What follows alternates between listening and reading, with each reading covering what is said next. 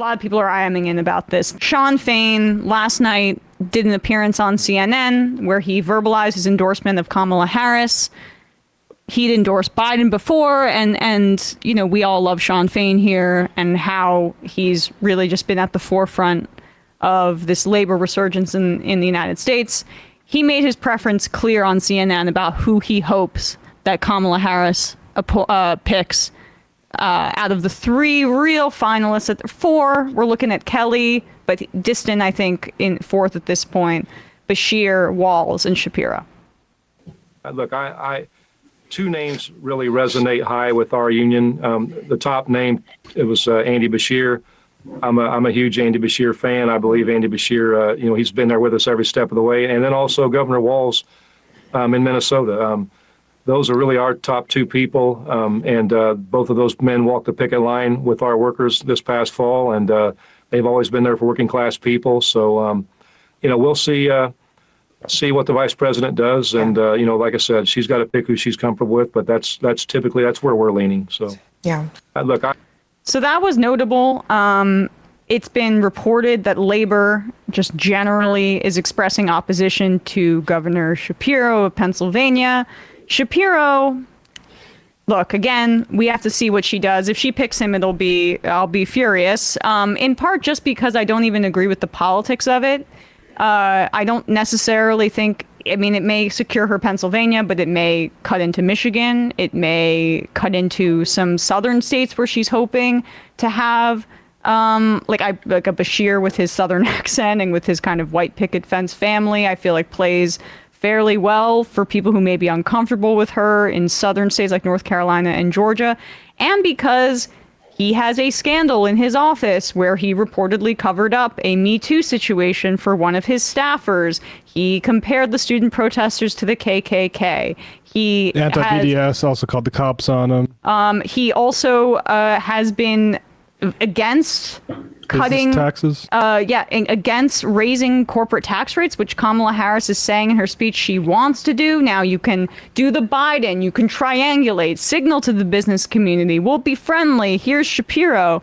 But she has the nomination at this point. I agree with what Sam and I have been at least saying off air about it should be a do no harm selection. And if Beshear is not a barn-burning socialist, he is just a standard Democrat that has done good things and stood on the picket line with the UAW, I don't think it'll be Walz. So if it's Beshear, I think we can all sleep fine at night and think, okay, this candidacy won't be an anti-left oriented campaign. If it's Shapiro, they're not trying to maximize. I reject the idea that it's purely electoral. I think it is. It's not electorally maximus at all. Exactly. I don't agree with that analysis at all. Yeah, like it is because they want to sop, to say the people who like governors to say go to war with progressive prosecutors like Larry Krasner, which Shapiro did, or go to war with teachers unions. Exactly. I mean, he's a. That's the other thing is like the teachers, public school teachers don't like him because Josh Shapiro is a pro-charter school guy, which is the kind of politics we need to be leaving in the dustbin. And this is not losing irrelevant. Politics from the Obama era. And I'm so sick of people being like, oh, you're just mad because of the Israel stuff. It's like, it's not even just that. Like, he could come out today and say, actually, I take it all back. I shouldn't have been against BDS. I shouldn't have called those kids KKK. Actually, they're morally right. And I suppose a ceasefire and conditioning aid. He could say that and he would still have massive liabilities that he has to address. But to some people that make decisions, those aren't liabilities, those are assets. Yeah, no, honestly, though, if he did do that, I wouldn't hold it against him.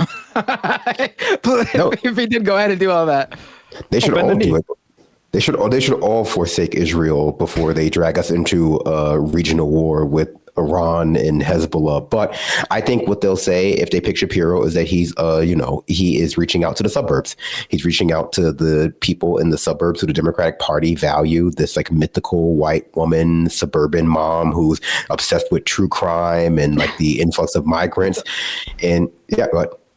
Those people are all in for Kamala, though. Those aren't the people they need to convince now, though. Whoa. Like the rule book has flipped in this election with Biden dropping out and Kamala coming in, and Kamala's not Hillary Clinton either. Kamala has got those bases they usually feel like they need to go over and beyond to try to placate.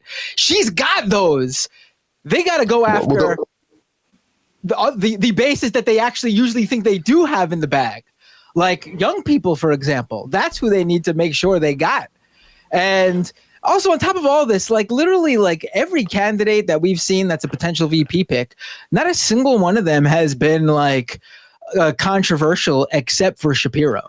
Yep. Like there's no like anti Walz contingent, anti Beshear contingent, anti Cooper contingent. You go down the line. Even Mark Kelly's not so great, but you know what? I haven't seen like this like real concern over him like I've seen over Shapiro.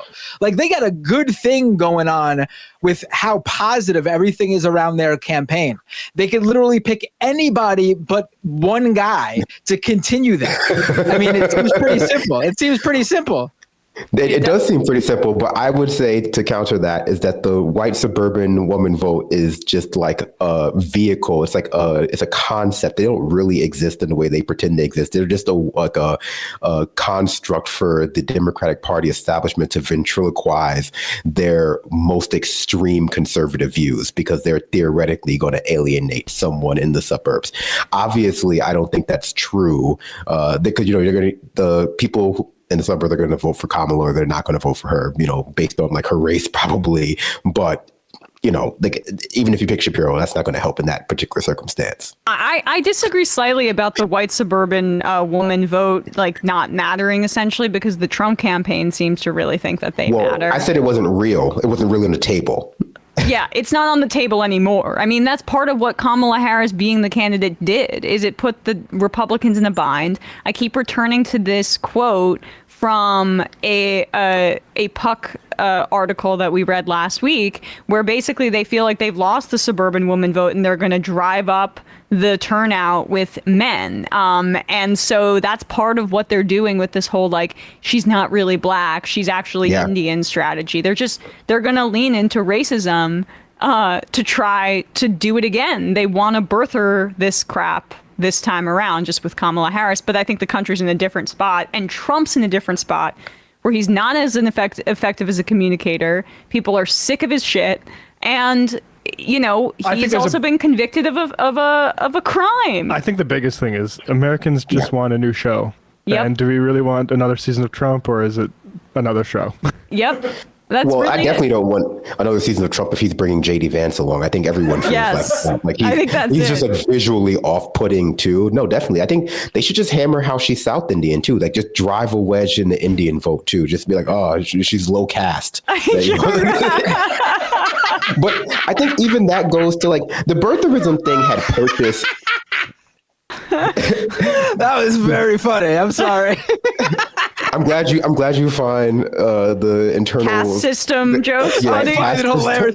No, it's because you know what? I could imagine them going there now. Like because they're just so much. Even going back to the birtherism thing, that had purchase in people's minds. Barack Obama was the first black person, besides Jesse Jackson, to get like a national platform as they ran for president and took like they were going to win. He had a little bit of like, using the word weird a lot, but a little bit of weirdness when it came to like the circumstances of his birth in the sense that like, he's born in Hawaii, which people don't seem to understand is still part of the United States of America. Where's that? Yeah. Yeah, exactly. But even just 16 years later, like they can't even stick to like a simple birther message. It's now become even like weirder. Like she's just like, it's. Well, let's measure her skull shape. Let's take some blood samples and see like it legit is calipers. Yeah. Is she up on her calcium?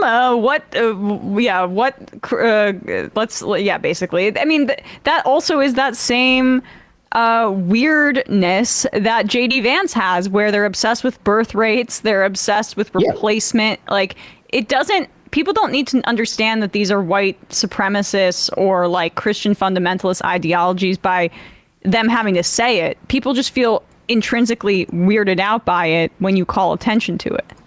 Well, yeah, I mean, I think the biggest myth is that like the outright and vaguely coded fascism that is expressed online is popular. A lot of people online convince themselves of its popularity because, you know, Joe Rogan has a lot of listeners, but they don't listen because Joe Rogan is pulling out calipers to measure people's skull. They're listening because like Joe Rogan says like everyday racist stuff. Like, oh, I think it's a little weird when I see like two people of different races having a baby. Like, what's that? Like, is that baby black or is that baby white? Things that people, you know, could think to themselves. Like the kind of racism, the kind of like bigotry that JD Vance and Peter Thiel represent is just too readily identifiable as like eugenics or like, you know, Nazism, stuff like that, as well as just, again, the general off-putting nature about how it's communicated. Like, the whole Great Replacement stuff, Americans are susceptible to that, obviously, with the immigration stuff.